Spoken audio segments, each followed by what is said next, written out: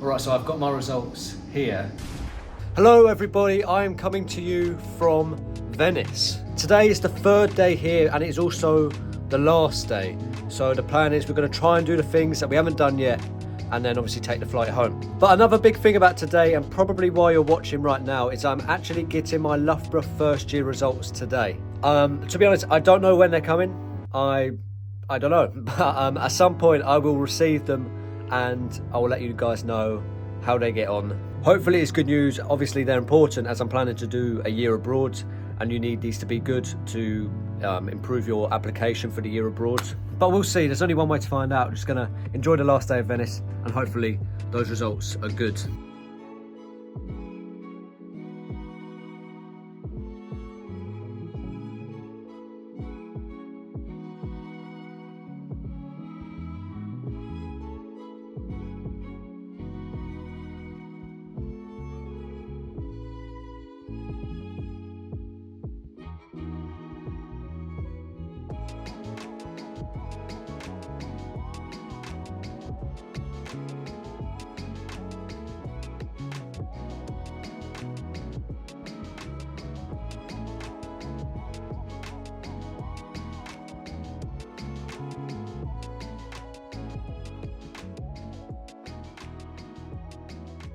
Alright, so I've got my results here and you're about to find out what I've got in every single module. First of all, I should say some of these I already know as I got them in the first semester, and I should also say that I am looking to get at least a 2-2 to try and do a year abroad. Now if you didn't know, the first year results actually mean anything to the last end degree. It's actually 40% from the second year and then 60% from your third year. So these don't mean anything for the end degree, but they are important, as I said, for the year abroad. This is also important information. Anything below 40 is a fail. You failed the module, right? And you don't get the credits for that module. You need 100 credits to pass the year. Then anything between 40 and 49 is a third degree. 50 to 59 is a 2-2 or lower second class. 60 to 69 is an upper second class or 2-1. And then 70 onwards is a first. First one for academic foundations in international relations, politics and history, which is basically teaching you how to research. I already knew I have a 72 in that, so that's a first class. To be fair, that was quite a simple one. It was fully coursework and I knew that from the first semester. Moving on, British politics and government. This is from the recent exams we had. I got 59, so a upper 2-2. It's not great. I knew in the exam there was one question I wasn't sure about, but it is what it is. You know, we move on. Conceptions of democracy was from the recent exam. I've got a 69 in that, so 1 mark off of first. I'm very happy with that. Also from the recent exams was international political theory. I've got a 70, so that's a first. Once again, very happy with that. After that is introduction to macroeconomics. I already knew the result from this one as it was semester 1. I've got a 73, so it's another first class. Economics is what I want to be focusing on as well, so it's important I get good grades in economics. Microeconomics was from the recent exams as well. I've got 65 in that, so not a first class, but still a strong 2-1 or upper second class degree. Introduction to philosophy, I've got a 71, so that's a first class as well, that's really good. And then the last one is from the first semester as well, politics, power and ideology in modern Europe. It's quite a historical module. I got 39 and there's a long story behind that. Stuff like corrupted files and, you know, not really working when handing in coursework. Long story behind it. Basically I got a 0 for my coursework, I tried to claim when it didn't work. And basically I ended up with 39, it is what it is. But that doesn't mean anything, because I've passed the year, I've ended up with a 63.8, so I've ended up with an upper second class degree, which I'm pretty happy with. And the main thing is, as I've got a good enough to go for a year abroad, I've got good enough to stay at the uni. So in fact I've got a first class degree in 4 of the 8 modules, I'm pretty happy with that.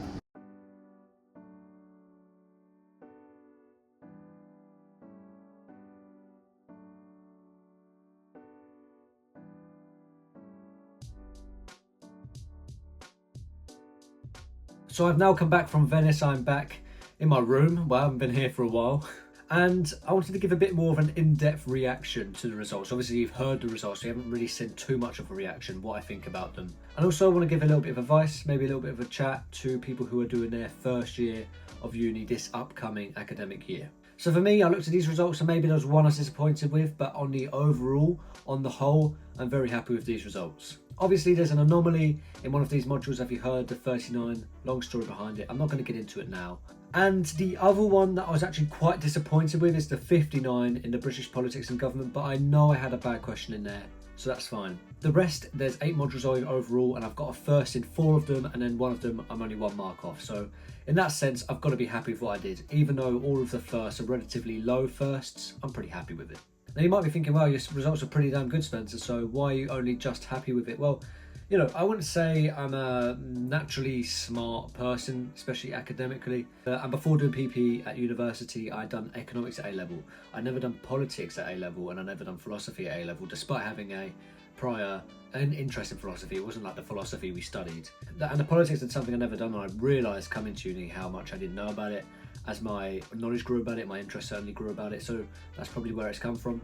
But I think where the results have come from is the fact of how hard I worked this year. I worked very hard this academic year, sacrificed multiple things to make sure I get these results.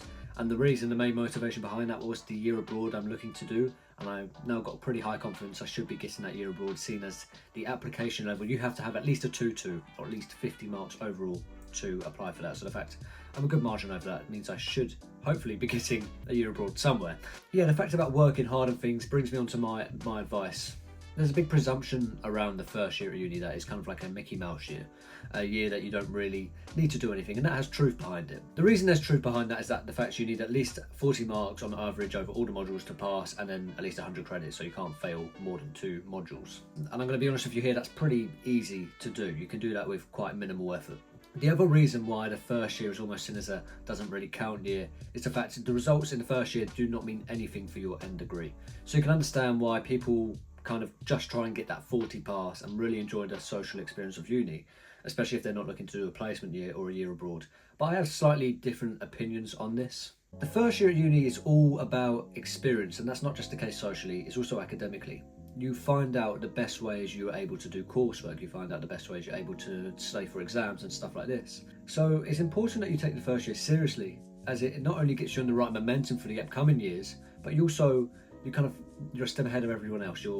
You've kind of put yourself forward, you know how to do this game. And I think that's important. So if you're watching this video, I would recommend you to take the first year seriously, but maybe not as seriously as I did, as I have slight regrets over my first year. And I've said this in university videos in the past, I wish I took more time socially, got involved in more societies, rather than focusing so much on academics. And yes, I've come out with good results, and I hopefully should be doing a year abroad as a result. But I mean, I could have still done the social side and still got these results. I know I could have. So if you're watching this video, my advice would be to you, take the first year seriously, do the assignments, do the readings, turn up to lectures, make sure you've got all them sorted and get yourself in good habits for the upcoming university life. And that's not just the first year, but for the whole time you're there. But also make sure to get involved with the societies, make sure you get involved with the social life, make sure you get involved with the hall activities, make sure you get involved with the sport if you're at Loughborough or anywhere, but especially at Loughborough, the sport is amazing. You know, don't go 100% in one and neglect the other. Kind of have a good balance of moderation, making sure you work hard in both to develop both sides of the university life. That's the advice I give to myself, and that's the advice I'm going to be hopefully taking into the next few years. So I hope that bit of advice helps out anybody who's looking to start uni next academic year. Anyway, that is my results, so hopefully things are looking good, and I'll be seeing you guys very soon. Bye bye.